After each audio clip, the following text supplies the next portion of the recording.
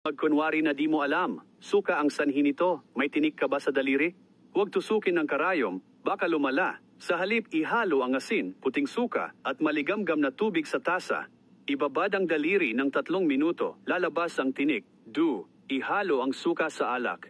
Punasan ang dingding ng kusina, mabilis matatanggal ang grasa. 3. Ispray ang baking soda at suka sa pagitan ng tile.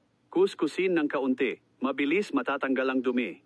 4. Gripo na puno ng lime scale. Paghaluin ang pulbos na panlaba, puting suka, at tubig. Ispray sa mantsa. Punasan ng marahan. Kikinang ito na parang bago. 5. Mantsa ng prutas sa chopping board. Mahirap linisin. Maglagay ng papel na tuwalya. Ibuhos ang suka. Maghintay ng minuto. Mukhang bago na ang board mo. 6. Baradong alulod. Baking soda at suka lang. Hayaan bumula, matunaw. Agad luluwag ang daloy. 7. Malagkit sa pinto. Ibabad ang tuwalya sa suka. Ilagay ito sa lugar ng 30 segundo. Ngayon, madali na itong matanggal. 8. Nasusunog ang mga kamay. Pagkatapos maghiwa ng sili, ibuhos ang suka sa tuwalya. Dahan-dahang punasan ang iyong mga kamay ng ilang beses. Banlawan ng malinis na tubig.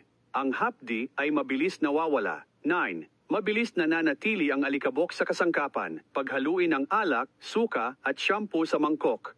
Isawsaw ang tuwalya. Punasan ang kasangkapan. Walang alikabok ito ng 2 linggo.